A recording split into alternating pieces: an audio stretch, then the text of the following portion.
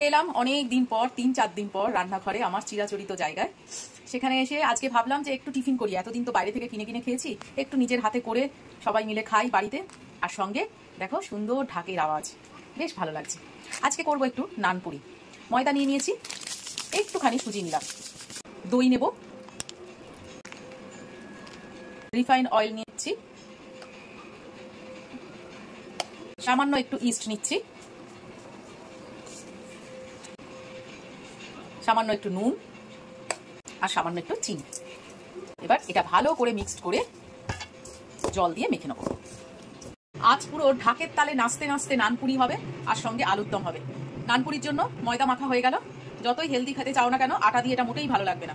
আটা দিয়ে করতে হলে রুটি খাবে। এটা এবার 10 মিনিটের জন্য কি 15 মিনিটের জন্য একটু রেস্টে রাখবো। আসল ব্যাপারে চলে আসি। কড়াইতে তেল দিয়ে দিয়েছি, অবভিয়াসলি সর্ষের তেল। তেল আমার গরম হয়ে গেছে।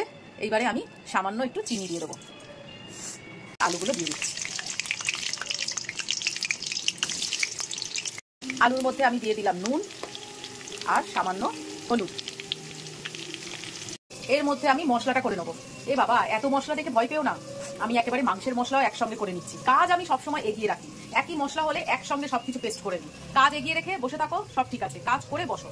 আদা নিয়ে নিয়েছি, রসুন নিয়ে নিয়েছি পরিমাণ মতো অনেকটাই, ধনে নিয়ে নিয়েছি, জিরেটা নিয়ে নিই কারণ জিরে আমার গুঁড়ো আছে, শুকনো লঙ্কা দিয়ে নিয়েছি, একটু টক দই নিয়েছি আর একটু টমেটো নিয়েছি। আচ্ছা, মাটনটা আমার অলরেডি টক দইয়ে মাখানো আছে বলে আমি বেশি টক দই নিয়ে নিই। এটা আমি পেস্ট করে নেবো। আলু ভেজে তুলে নিয়েছি। দূরে নবমীর দিনে সকালবেলায় আরতি করার বদলে গান হচ্ছে আর কত রাত একা থাকবো। কি অবস্থা দিনকাল! এত রাত রাত সব ঘুরেও এখন বলে আর কত রাত একা থাকবো। যাকে যাদের এই গানটা শুনতে ইচ্ছা করছে, শুনতে ইচ্ছা আমারও করছে, গানটা খুবই ভালো, কিন্তু এখন এই সকালবেলা একটুখানি আরতি ফারতি হলে, ঢাক ঢোল বাজলে তবেই ভালো লাগে। যাকে আমি তেলের মধ্যে পেঁয়াজ দিয়ে দিয়েছি, পেঁয়াজটা একটু ভাজা ভাজা হবে। পেঁয়াজটা ভালো মতো ভাজা হয়ে গেছে, এর চেয়ে বেশি আর ভাজবো না, তাহলে তেতো হয়ে যাবে। এর মধ্যে আমি দিয়ে দেবো মশলাটা। আলু অনুযায়ী আমি মশলা দেবো, বেশি মশলা দেবো না। একটু হলুদ দিয়ে দিচ্ছি, একটু নুন দিয়ে দিলাম। বলেছিলাম জিরে গুঁড়ো আছে, জিরে গুঁড়ো দেবো, তাই একটু জিরে গুঁড়ো দিয়ে দিলাম। আচ্ছা, মশলাটা বাটার সময় আমি কিন্তু একটু গরম মশলা বেটে নিয়েছিলাম সঙ্গে। এবার মশলাটাকে সুন্দর করে কষিয়ে নেবো। মশলায় তেল ছেড়ে দিয়েছে, এইবারে আমি আলুটা দিয়ে দেবো, আর সঙ্গে কিছু সেদ্ধ করা মটরশুঁটিও দেবো।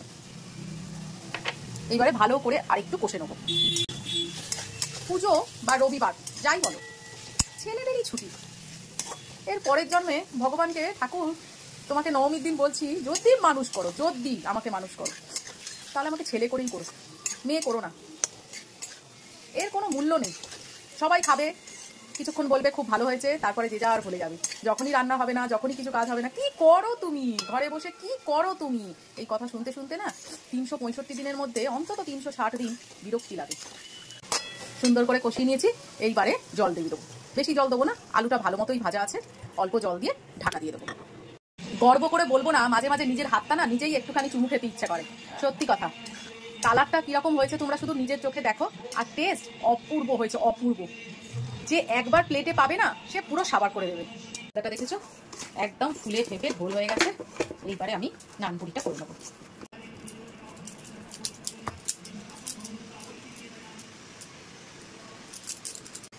এখান থেকে একটু তেল নেবো,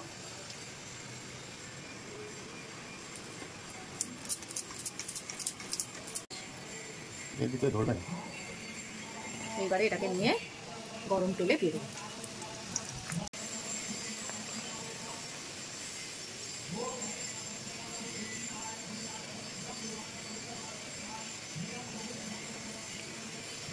মাঝে মাঝে লুচি বলো, নানপুরি বলো, রাধা বল্লভী বলো, এগুলো না বড্ড বেইমানি করে।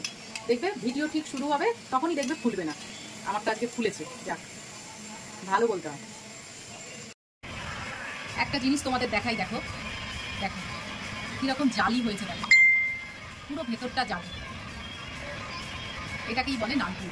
এইরকম না হলে নানপুরি খেতে ইচ্ছে করে না। দুটো নানপুরি আর আলুর দমটা যা হয়েছে না, আরেকবার বলছি, সত্যিই সুন্দর হয়েছে।